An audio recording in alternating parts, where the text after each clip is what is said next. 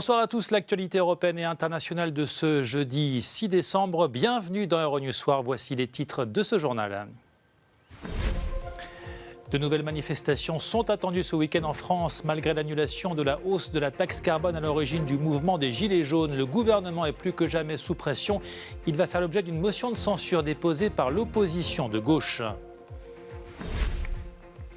Le Royaume-Uni retient son souffle avant le vote mardi du Parlement britannique sur le Brexit. Theresa May peine toujours à convaincre sa majorité concernant les modalités du divorce qu'elle a conclu avec l'Union européenne. La question de la frontière entre les deux Irlandes cristallise toutes les tensions. L'ouverture en Suède de pourparlers de paix sur le Yémen, des discussions sous l'égide de l'ONU pour tenter de mettre fin à 4 années d'une guerre qui a fait plus de 10 000 morts et causé une grave crise humanitaire. 5 millions d'enfants sont menacés de famine. Enfin, des bâtiments qui s'illuminent et une ville tout entière qui s'anime. Début ce soir à Lyon de la Fête des Lumières qui attire chaque année des millions de visiteurs. Un spectacle magique à découvrir à la fin de ce journal. Bonsoir, bienvenue. Le gouvernement français a donc cédé face aux Gilets jaunes en annonçant l'annulation de la hausse de la taxe sur le carburant à l'origine de la grogne. Et pourtant, dans la rue, la contestation se poursuit et des partis d'opposition veulent faire tomber le gouvernement. Valérie Goria, Guillaume Petit. Le gouvernement français sous la menace d'une motion de censure. Elle sera déposée lundi prochain par le Parti socialiste, la France insoumise et les communistes. Le Premier ministre Édouard Philippe est en première ligne. Après l'annulation de la taxe carbone, le chef du gouvernement a fixé jeudi au Sénat les contours du débat sur la fiscalité promis aux Gilets jaunes. Je me fixe 2 règles en la matière. D'abord, que ce débat ne crée pas de nouvelles taxes et qu'il ne vienne pas creuser ou augmenter encore la dette. La motion de censure a très peu de chances d'aboutir, le parti d'Emmanuel Macron détenant une majorité absolue à l'Assemblée. Si le gouvernement tend désormais la main, c'est aussi parce qu'il craint de voir de nouvelles violences se déchaîner dans la capitale samedi. De nouvelles mesures de sécurité ont été annoncées alors que les appels des Gilets jaunes à manifester se multiplient sur les réseaux sociaux. Un nouveau dispositif de sécurité a été prévu pour faire face aux débordements attendus samedi. Les barrages filtrants qui avaient empêché la mobilité des équipes la semaine dernière seront supprimés et elles seront de surcroît autorisées à aller au contact si nécessaire. Les effectifs vont aussi être renforcés, sachant que les forces de l'ordre sont déjà très sollicitées. Plusieurs événements ont été annulés, comme notamment des déplacements de ministres ou encore le match de football prévu entre le Paris Saint-Germain et l'équipe de Montpellier. La mobilisation de l'armée est aussi à l'étude pour protéger les bâtiments symboliques de la capitale. Reste à savoir si ce nouveau dispositif permettra d'éviter le pire ou au contraire risque d'échauffer encore plus les esprits. Valérie Goria, Paris, Euronews. Les Gilets jaunes ne veulent pas se contenter de l'annulation de la hausse sur la taxe carbone. Ils réclament davantage de mesures pour soutenir leur pouvoir d'achat et moins d'inégalités sociales. Reportage d'Annelise Borges et Stéphane Amalian. Alors que nous suivons le mouvement des Gilets jaunes dans le Nord, une manifestante nous invite chez elle pour nous montrer les difficultés quotidiennes qui l'ont poussée à joindre la contestation, notamment les fins de mois difficiles. Oui, vous-même, il a 17, 18, pas plus. Stella a 52 ans, elle a arrêté de travailler pour des raisons de santé. Moi, chez mon mari, ça fait 25 ans qu'il travaille dans une usine automobile. Hein. Il se fait 1700. Voilà, 1700. Et quand vous comptez l'essence, vous comptez le gaz et l'EDF, la mutuelle, l'assurance voiture, la nourriture. J'ai jamais été en vacances. En 2016, près de 9 millions de personnes vivaient sous le seuil de pauvreté en France. Daniel est l'un d'eux. Il touche 700 € par mois et voit dans les Gilets jaunes un mouvement de révolte générale qui lui rappelle sa jeunesse. J'ai fait mai 68. Et là, c'est parti pour. Et peut-être pire. Peut-être pire. Parce que si c'est pas, nous, on va pas céder. Hein. Les concessions d'Emmanuel Macron ne semblent pas apaiser la situation. Les Gilets jaunes ont appelé tous les Français à les rejoindre dans la rue. La contestation, qui avait démarré à la suite de la hausse des prix des carburants, semble devenir une lutte globale pour la justice sociale et le pouvoir d'achat. Dans l'actualité également, au Royaume-Uni, Theresa May espère toujours convaincre les parlementaires d'approuver son accord sur le Brexit avec Bruxelles. Les débats se poursuivent à la Chambre des communes. Avant un vote crucial mardi, la Première ministre britannique jette ses dernières forces dans la bataille. La question est claire. Theresa May a-t-elle perdu le contrôle ? Les 2 premiers jours du débat précédant le vote du Parlement sur le Brexit ont été difficiles pour la Première ministre. La publication forcée de l'avis juridique sur l'accord conclu avec Bruxelles a relancé les crispations autour de la frontière irlandaise. Les parlementaires irlandais, essentiels à la majorité de Theresa May, refusent l'alignement provisoire de l'Irlande du Nord sur les règles de Bruxelles. Ils ont annoncé qu'ils voteraient contre l'accord sur le Brexit, tout comme le parti écossais. Nous avons vu les détails de cet avis juridique. Nous avons vu les détails que le gouvernement veut cacher. Ce gouvernement a donné à la province d'Irlande du Nord une place permanente au sein du marché unique. Des accusations réfutées par la Première ministre. J'ai dit ici même dans ce Parlement que nous n'avions en effet pas le droit unilatéral de retirer ce filet de sécurité de l'accord. Mais j'ai également dit que personne ne voulait de ce filet de sécurité en premier lieu et que s'il devait être mis en place, cela ne serait que temporaire. Ce jeudi, pour tenter de calmer les députés, Theresa May envisage de donner au Parlement plus de rôle dans la gestion de ce filet de sécurité. En attendant, la Première ministre persiste. Il y a 3 options, cet accord, un Brexit sans accord ou pas de Brexit du tout. Mettre fin à 4 ans de guerre au Yémen, c'est l'objectif de pourparlers de paix qui viennent de s'ouvrir en Suède sous l'égide de l'ONU. Les belligérants se sont déjà entendus sur un échange de prisonniers, mais le chemin vers la paix est encore très long.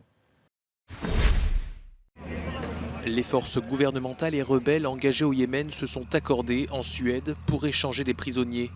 Une première avancée alors que la dernière tentative de pourparlers en septembre à Genève avait échoué, les rebelles houthis ayant refusé de participer. Le conflit a fait des dizaines de milliers de morts depuis l'intervention en 2015 d'une coalition menée par l'Arabie saoudite. Vous avez tous exprimé votre engagement en faveur d'une solution politique. Les prochains jours seront décisifs. Ne renoncez pas, ne laissez personne renoncer malgré les défis auxquels nous sommes confrontés. Faisons preuve de bonne volonté, de bonne foi, d'énergie, d'engagement et de conviction.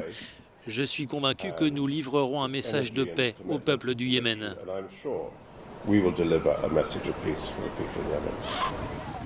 Le conflit est considéré comme la plus grave crise humanitaire de ces dernières années. Selon l'UNICEF, près de 7 millions d'enfants sont menacés de famine. 1,5 million ont déjà été déplacés. Plus de 2700 enfants ont été recrutés pour combattre et près de 7000 ont été tués ou gravement blessés dans cette guerre qui oppose l'Arabie saoudite et les rebelles houthis soutenus par l'Iran. La lutte contre le réchauffement climatique, c'est tout l'enjeu de la COP24 qui se tient actuellement en Pologne. On s'intéresse aujourd'hui aux efforts de l'Europe en matière de réduction des émissions de gaz à effet de serre. Les objectifs fixés il y a 3 ans à Paris seront-ils atteints ? Élément de réponse avec Grégoire Laurie. Les émissions de CO2 repartent à la hausse. Selon un rapport présenté au cours de la COP24 en Pologne, cette pollution devrait progresser de 2,7% par rapport à 2017. Dans ce tableau, l'Union européenne tire tout de même son épingle du jeu puisqu'elle affiche une baisse de 0,7%, mais les efforts restent insuffisants pour certains. Soyons honnêtes, l'Union européenne était dans le peloton de tête à Paris en 2015 et on peut dire que l'on a mis en place notre législation sur le climat. En ce sens, on peut dire que l'Europe a fait ses devoirs. Mais bien sûr, l'une des grandes questions en Pologne est « sera-t-on en mesure de réduire l'écart entre ce que nous avons promis à Paris et où nous nous trouvons à l'échelle mondiale ?» Et là, tout le monde va se tourner vers l'Europe. Est-ce que l'Europe va faire plus ? Et sur ce point, l'Europe n'a pas de plan. Avant l'ouverture de la COP24, la Commission européenne a présenté sa stratégie environnementale pour l'horizon 2050. L'objectif est simple, atteindre la neutralité climatique. Mais des voix au Parlement européen lancent tout de même un avertissement. L'Union ne doit pas être seule à faire des efforts. L'Europe ne peut pas être seule.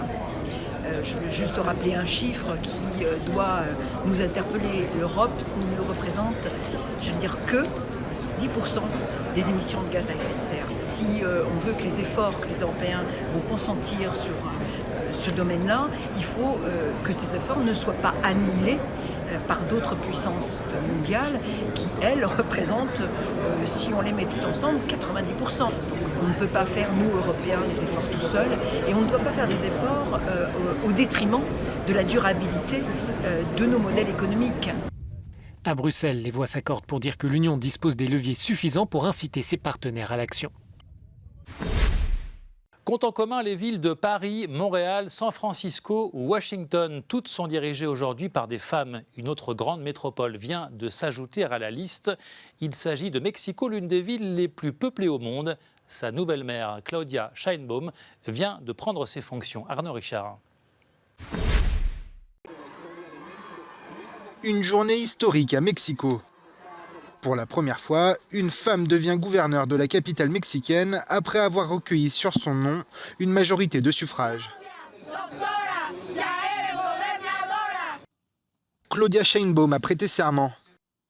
Cette scientifique de 56 ans, proche d'Andrés Manuel López Obrador, le nouveau chef de l'État, a promis d'en finir avec la corruption.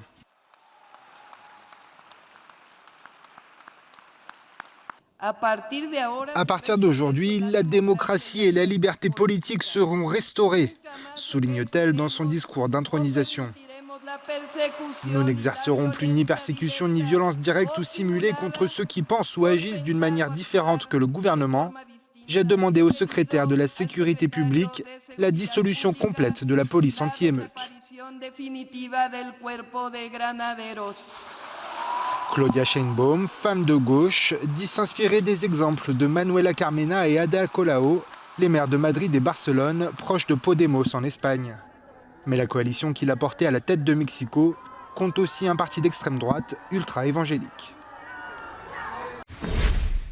Venons-en à présent à l'histoire de ce petit garçon afghan. Il s'appelle Murtaza. Il y a 2 ans, il rencontrait son idole Lionel Messi. Mais aujourd'hui, Murtaza et sa famille sont menacés par les talibans. Du rêve au cauchemar, les détails avec Stéphane Amalian.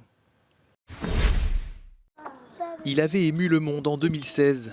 Ce petit Afghan, Murtaza Ahmadi, fan de Lionel Messi, avait confectionné un maillot de l'Argentine en plastique, ce qui lui avait permis de rencontrer la star du ballon rond. Un rêve pour le jeune garçon qui s'est transformé en cauchemar. Sa famille a dû fuir l'arrivée des talibans dans leur province, des talibans qui ont pris pour cible le jeune garçon. Je ne sais pas pourquoi les talibans sont devenus les ennemis de mon fils. Ils disent que s'ils le capturent, ils le découperont en morceaux. Le sport était rarement toléré sous le régime taliban de 1996 à 2001. Le stade de football de Kaboul servait plutôt aux exécutions publiques. Dans sa fuite, la famille de Murtaza a laissé derrière elle les maillots et le ballon offerts par Lionel Messi. Pour l'heure, pas question de rentrer dans leur village où le danger est permanent. C'est un événement qui attire chaque année de nombreux touristes du monde entier. La célèbre fête des Lumières débute ce soir à Lyon et pour tout le week-end. Fête religieuse et traditionnelle à l'origine, les Lyonnais disposent chaque année le 8 décembre des lumignons sur leurs fenêtres. Au fil des années, cette fête s'est transformée en un vaste événement artistique centré sur la lumière. Un avant-goût de cette édition 2018 avec Stéphanie Morbois. Le parc de la Tête d'Or à Lyon plongé dans une ambiance féerique.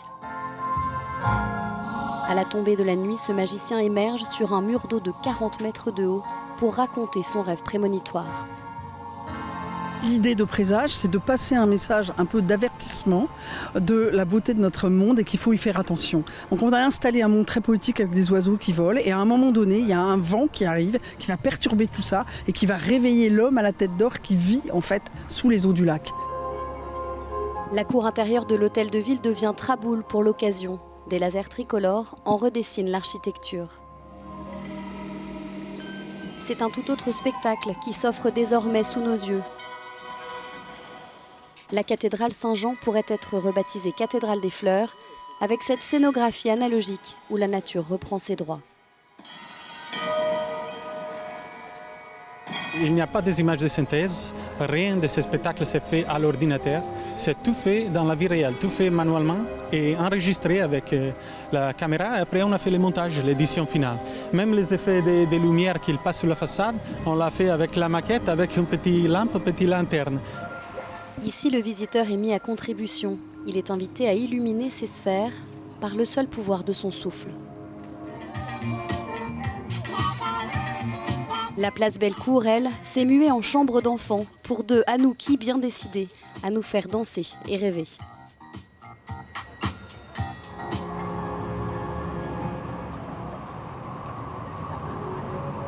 Les visiteurs ont jusqu'à dimanche 23h pour découvrir autrement la ville et ses monuments à travers près de 80 spectacles lumineux.